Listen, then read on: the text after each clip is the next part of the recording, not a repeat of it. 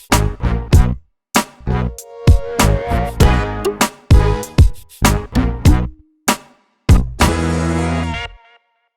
there, welcome to Big V TV. Great to have you with us. State champ men, and the floodgates opened in round number 2. There were some really, really heavy hitters came out to play, wasn't there? Yeah, there's a few teams who scored over 100, which is good to see. Exciting basketball. We're going to talk about a game shortly. Can I just ask you this? Because you've played a little bit of basketball, all right? Have you ever come across a player, ever, that's been allowed to put up 18 three-point attempts in a game? 18. Well, but if you hit 12 of them, then... No, I'm talking about the opposition here, the defensive team. Defensive? Yes.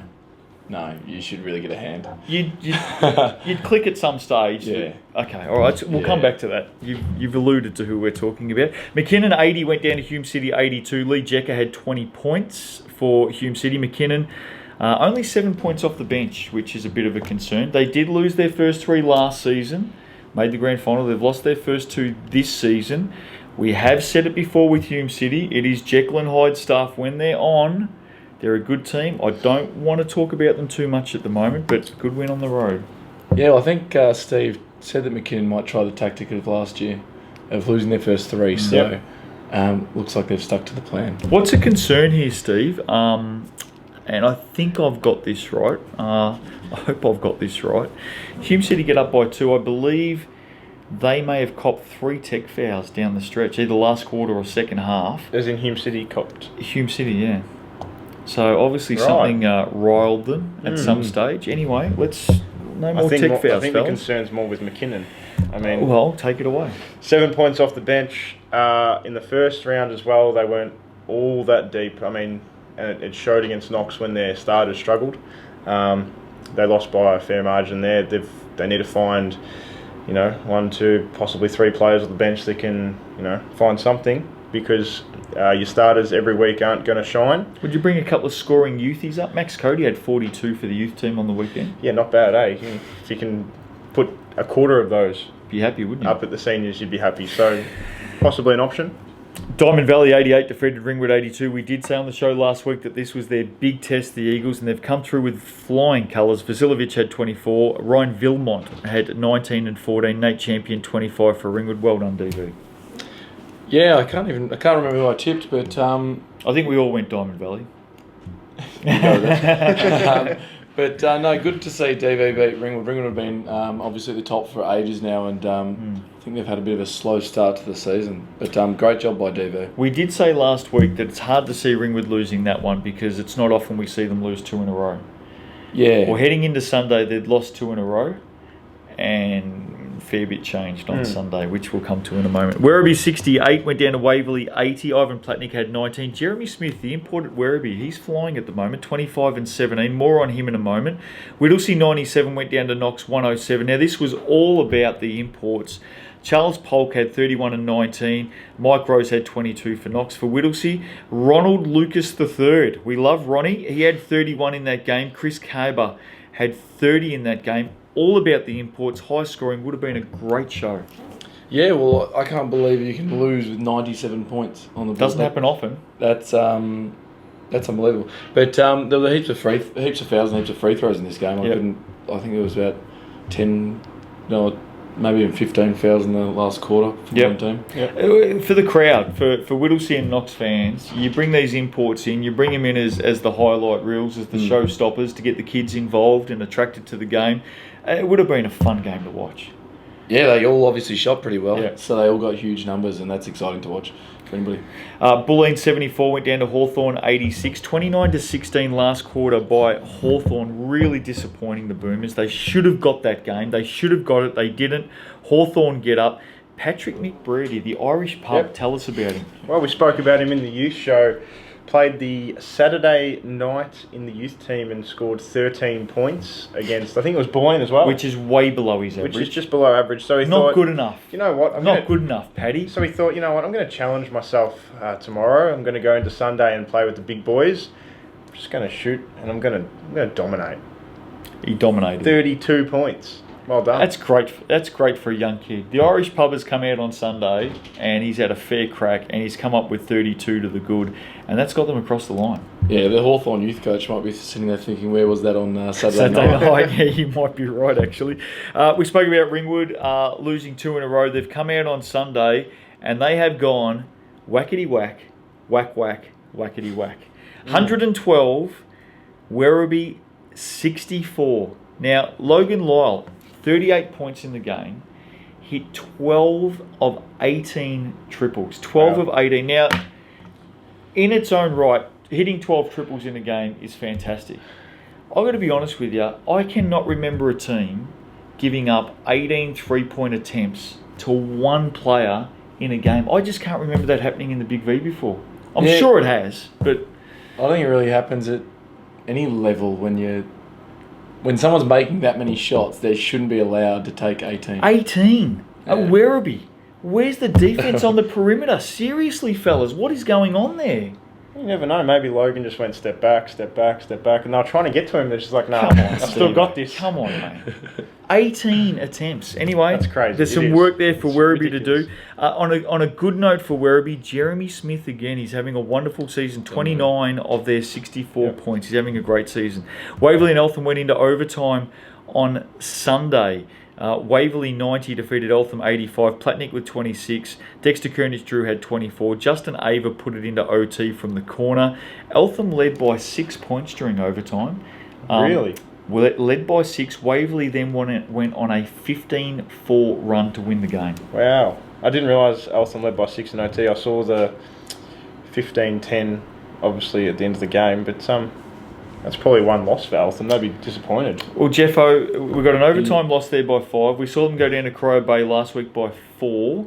They went down to Diamond Valley in round 1, and Diamond Valley have proven to be a very, very good team thus far. We keep saying this, Eltham is 0-3. Don't write them off. They are a very good team. Chris Cameron's still to come back into that team.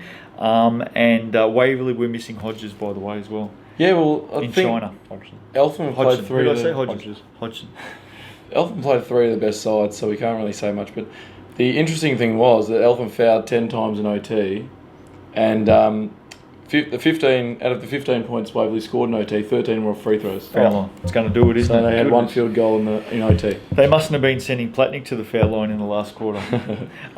He'll get the funny side of that. Hume City 87 went down to Crow Bay 103. Nick Jones 27. He was very good for Hume the night before, by the way. Had a good weekend, Nick Jones. 27 in that one. Crow Bay Reardon with 11 assists, the pigskin kicker. Marlo Hicks had 21. The 2 imports did well as well. I like Hume City. Don't read too much into that. They've had a good start to the season, but Crow Bay are a very good team. Yeah, I don't really know much about Crow, to be honest, because their stats weren't up. I couldn't see them. Steve's fault, by the way. But I'll tell you, I liked Nick Jones' game over the weekend in both games. He shot at a really high clip. Yeah. So as a guard to be able to shoot at 57% in that game and 63% in the first game. So you start to look at their lineup. I mean, Maybank, Jamal Brown, they've been playing basketball together forever. Lee Jecker. Lee Jecker, Nick Jones playing well. They've got the makings of a very good unit, Hume City. Yeah. I think they'll be there or thereabouts come the end of the season. It'd be nice if they had one more piece. But he's probably. at McKinnon. Alex Bogart King, of course, was at Hume City. He'd be nice over at the Broncos right now. Ladder, Crow Bay, Knox, DV, Waverley, all unbeaten.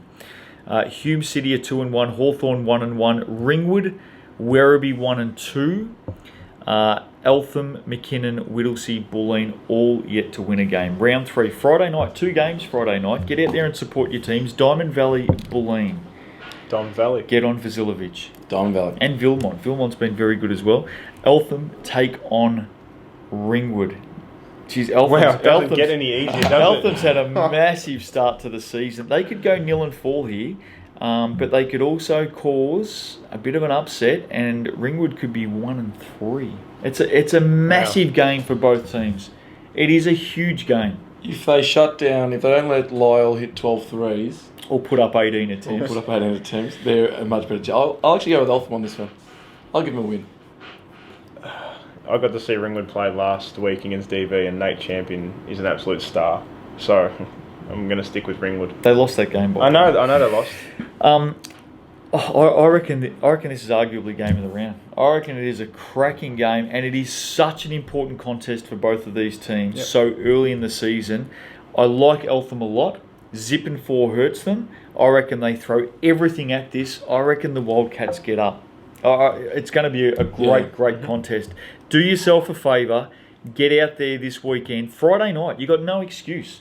Friday, there'll be some crap team playing on AFL, probably Collingwood, something like that. Friday night, get out. We're a Saturday at 1:10, it's all right. Okay. 1:40 maybe. Friday night, Eltham, get out there and enjoy the game. McKinnon take on Werribee Saturday. Jeez, important game for McKinnon. I think McKinnon have to be very, very wary of Jeremy Smith. He's in some great form, but this could be their chance to get off the bottom of the table. Surely Cougars win. Yep. Surely Cougars win. Yeah. Although they've only lost 2 games, they need to lose another one to be on 3. I know your theory. Yeah, Werribee didn't have a great weekend last weekend, so I'm going to go with McKinnon. And I don't like the 0 and 3 philosophy you're using, because I've seen who they're playing in their 4th game. Oh, really? It's not good? Knox take on Hume City. Oh. I think Hume City. Jeez, good contest, isn't it? Talk about big games. I'm going to go Knox at home. If in doubt, go the home team. And they've got 2 cracking imports. Yeah, I think Knox will get over the line. Ringwood take on Whittlesea. I'm with the Hawks at home. Yeah, Ringwood. Yeah, it'd be interesting to see what the result of Eltham Ringwood is, because if Ringwood drop that, they could put Whittlesea to the sword. I don't think they'll put them to the sword. I think Whittlesea are okay. I think they're going to be competitive this season. 2 good imports. Werribee's no jobber. And Ringwood destroyed Werribee last week after going down. Werribee's no what? No jobber. Jobber. Yeah, like average to the bottom. Never mind. How do you spell that? It doesn't matter. Yeah, jobber. That's the one. Yeah, I'm going to look that up during the week. Okay. So you going for Knox or Hume City? Ringwood or Whittlesea, right? I'm going to go for Ringwood. Waverley Hawthorn. I'm going Waverley to win at home. Waverley comfortably. Easy. Yeah, Falcons. Sunday games. In their 4th game of the season, McKinnon travel to Corio Bay. Steve. McKinnon. If McKinnon lose against Werribee, McKinnon will win. Where do you get these theories from? Because that's 0-3, and then boom, here we go, upward trend. No, Corio have got this one. But if McKinnon beat Werribee, Corio win. Can you understand that, or is that too difficult? Do you see what I've got to put up with? I like his theory. Jeff understands. I like his theory. He knows exactly what's going on. Like that I don't mind it, but Corio are going to win on Sunday. Can we just settle with McKinnon winning Saturday night and Corio winning Sunday? Hawthorn take on DV to wrap it all up. DV Vasiljevic to get up. Yeah, DV. Good competition. Really, really good competition. And some of the big names are coming to play early in the season, and we love that. Get out there and support your teams this weekend. Don't forget, Friday night, 2 games. No excuse. Diamond Valley at home to Bulleen. Eltham at home to Ringwood. Big crowds expected. Go and enjoy it. We'll see you next week on Big V TV.